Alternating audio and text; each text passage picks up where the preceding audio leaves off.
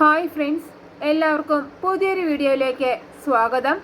പാർവതി അങ്ങനെ ജയയുടെ പുറകെ പോവുകയാണ്. പുറകെ തന്നെ ജാസ്മിനും ഉണ്ട് കേട്ടോ. അതേസമയം പാർവതിയെ അന്വേഷിച്ചുകൊണ്ട് വിശാലും പുറകെ വരുന്നുണ്ട്. അതേസമയം പുറത്തൊരു സ്ഥലത്ത് വെച്ച് പ്രഭാവതിയും പ്രതാപനും കൂടെ ഒരു ആർട്ടിസ്റ്റിനെ കണ്ട് അയാൾക്ക് പഴയ ഒരു ശേഖറിൻ്റെ ഫോട്ടോ കാണിച്ചു കൊടുക്കുകയാണ്. എന്നിട്ട് പ്രഭാവതി പറയും, ഇത് അയാളുടെ 20 വർഷം മുമ്പുള്ള ഫോട്ടോയാണ്. അയാളിപ്പോൾ ഏതൊക്കെ രൂപത്തിലായിരിക്കാമെന്ന് ക്രിയേറ്റ് ചെയ്ത് കാണിക്കണം. അപ്പോൾ ആ ആർട്ടിസ്റ്റ് പ്രഭാവതിയോട് പറയും, പ്രതാപൻ എല്ലാം എന്നോട് പറഞ്ഞിട്ടുണ്ട് മാഡം. ഇയാളുടെ ഈ ഏജിലുള്ള വിവിധ ഗെറ്റപ്പുകൾ ഞാൻ മാഡത്തിന് കാണിച്ചു തരാം.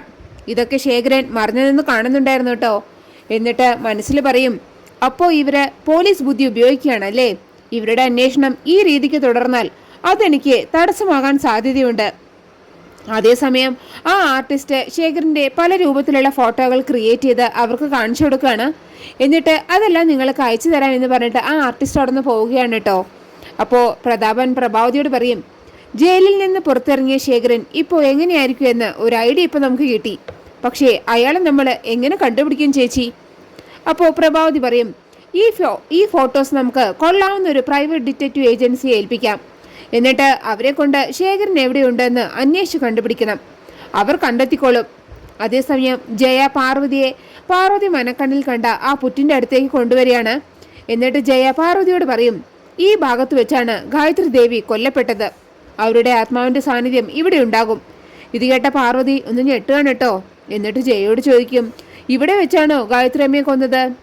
അതെ, ഇവിടെ വെച്ച് തന്നെയാണ് എന്ന് പറഞ്ഞിട്ട് ആ പുറ്റ് പാർവതിക്ക് കാണിച്ചു കൊടുക്കുകയാണ് കേട്ടോ ജയ.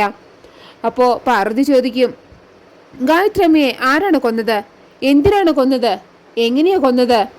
അപ്പോൾ ജയ പറയും, നിന്റെ എല്ലാ ചോദ്യങ്ങളുടെയും ഉത്തരം ഒന്നൊന്നായി നിനക്ക് ലഭിക്കും. മൂടിവെച്ച എല്ലാ രഹസ്യങ്ങളുടെയും താക്കോൽ ഈ പുറ്റിനകത്തുണ്ട്. നീ ആ പുറ്റിനകത്തേക്ക് കൈയിടൂ. എല്ലാ സത്യങ്ങളും തെളിയുന്ന ഒരു വഴി നിനക്ക് വെളിപ്പെടും. അപ്പോൾ ഒരു പാമ്പ് ആ പുറ്റിനകത്ത് നിന്ന് തലയിട്ട് പുറത്തേക്ക് വരികയാണ് കേട്ടോ. അത് കാണുമ്പോൾ പാർവതി ചോദിക്കും, പുറ്റിനകത്ത് കൈയിട്ടാൽ പാമ്പ് എന്നെ കൊത്തില്ല ജയേ. എനിക്ക് പേടിയാവുന്നു. വിശാൽ സാറ് എന്നെ കാണാതെ വിഷമിക്കുന്നുണ്ടാകും. എനിക്ക് തിരികെ പോകണം. ഇതിനൊന്നും എനിക്ക് വയ്യ. അപ്പോൾ ജയ പറയും, വിശാൽ നിന്നെ അന്വേഷിച്ച് ഇവിടെ വരുന്ന ഞാൻ നിന്നോട് പറഞ്ഞതല്ലേ. പാമ്പ് നിന്നെ ഒന്നും ചെയ്യില്ല. നീ പുറ്റിനകത്ത് കൈയിട്. അപ്പോൾ പാർവതി പറയും, ഇല്ല ജയ, പാമ്പ് കടിക്കും. എനിക്കതിന് സാധിക്കില്ല. അപ്പോൾ ജയ പറയും, നിനക്ക് സാധിക്കും. അതിന് നിനക്ക് സാധിക്കണം. ഇത് നിന്റെ കർമ്മമാണ്. നിന്റെ കർമ്മം നിറവേറ്റാനാണ് നിന്നെ ഇവിടെ എത്തിച്ചത്. നീ ഞാൻ അനുസരിക്കണം. എല്ലാം ശരിയാവും എന്നൊക്കെ പറഞ്ഞിട്ട് ജയ അവിടെ നിന്ന് അപ്രത്യക്ഷമാവുകയാണ് കേട്ടോ.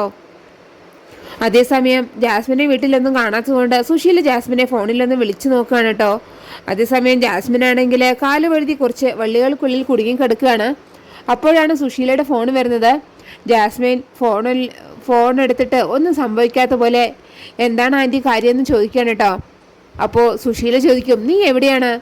അപ്പോൾ ജാസ്മിൻ പറയും, ഞാൻ പുറത്താണ് ആൻറ്റി. പുറത്തു പോയോ? എപ്പോൾ പോയി? നീ എന്നോടൊന്നും പറഞ്ഞില്ലല്ലോ. നീ പറഞ്ഞിരുന്നെങ്കിൽ ഞാനും കൂടെ വന്നേനെ. നീ ഇപ്പോൾ എവിടെയാണ്? അപ്പോൾ ജാസ്മിൻ പറയും, അതൊക്കെ ഞാൻ വന്നിട്ട് പറയാം. ഞാനിവിടെ ഒരു ജീവൻ മരണ പോരാട്ടം നടത്തിക്കൊണ്ടിരിക്കുകയാണ്. ആദ്യം ഒന്ന് ഫോൺ വെച്ചതെന്ന് പറഞ്ഞിട്ട് ജാസ്മിൻ ഫോൺ കട്ടിയാണ് കേട്ടോ.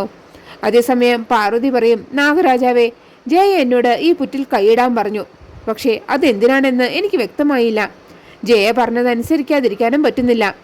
നീയാണെങ്കിൽ എനിക്ക് വഴിയും തരുന്നില്ലല്ലോ. എൻ്റെ കുടുംബത്തിൻ്റെ നല്ലതിനു വേണ്ടി ദയവ് ചെയ്ത് ഈ മാർഗ തടസ്സം മാറ്റി തരൂ. അല്ലെങ്കിൽ ഈ പുറ്റിനകത്ത് എന്താണെന്ന് നീ എനിക്ക് കാണിച്ചു തരണം. അതേസമയം വിശാലിൻ്റെ വീട്ടിൽ ഒരു വലിയ കാറ്റ് വീശുകയാണ് കേട്ടോ. അപ്പോഴേക്കും ഹോളിലേക്ക് എല്ലാവരും വരികയാണ്.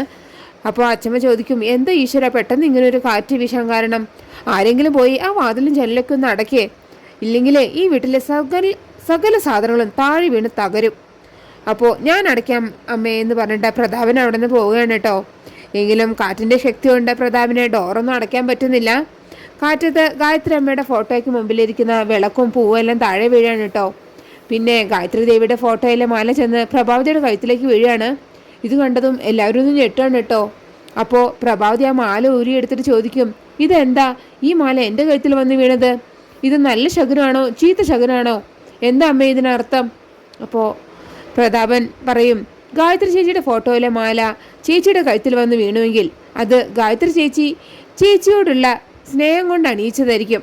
അപ്പോൾ പ്രഭാവതി ആ മാലയെടുത്ത് വലിച്ചെറിഞ്ഞ് അവിടുന്ന് പോവുകയാണ് കേട്ടോ. പിന്നാലെ തന്നെ പ്രതാപനും സുശീലയൊക്കെ അവിടുന്ന് പോകുന്നുണ്ട്. അപ്പോഴേക്കും കാറ്റ് അവിടുന്ന് പോവുകയാണ് കേട്ടോ. അപ്പോൾ രാധിക അച്ഛമ്മയോട് ചോദിക്കും, എന്താ അമ്മ ഇതിനർത്ഥം? പെട്ടെന്ന് കാറ്റ് വരികയും പോവുകയൊക്കെ ചെയ്യുന്നുണ്ടല്ലോ. അപ്പോൾ അച്ഛമ്മ പറയും, എനിക്കൊന്നും അറിയില്ല മോളെ. അതേസമയം ജാസ്മിൻ കാലിൽ കുടുങ്ങിയ വള്ളികൾ അയക്കാൻ നോക്കുകയാണ്. എങ്കിലും ജാസ്മിൻ അതിന് സാധിക്കുന്നില്ല കേട്ടോ. അപ്പോഴാണ് ഒരു കാട്ടുമനുഷ്യൻ അതുവഴി വരുന്നത്. ജാസ്മിൻ ഇങ്ങനെ കാലിലെ കെട്ടഴിക്കാൻ നോക്കണ കാണുമ്പോൾ അയാൾ ജാസ്മിൻ്റെ അടുത്തേക്ക് വരികയാണ് കേട്ടോ. എന്നിട്ട് പറയും, നീ ഇതിൽ പെട്ടുവല്ലേ, ഇനി നിനക്കിതിൽ നിന്ന് രക്ഷപ്പെടാനാവില്ല. അയാളെ കണ്ടിട്ട് ജാസ്മിൻ ആകെ പേടിച്ചിരിക്കുകയാണ് കേട്ടോ. അങ്ങനെയാണ് ആ എപ്പിസോഡ് അവസാനിക്കുന്നത്. നിങ്ങൾക്ക് എൻ്റെ റിവ്യൂ ഇഷ്ടമായാൽ മറക്കാതെ എല്ലാവരും ലൈക്കും സബ്സ്ക്രൈബ് തന്ന് എന്നെ ഒന്ന് സപ്പോർട്ട് ചെയ്യണേ പ്ലീസ്.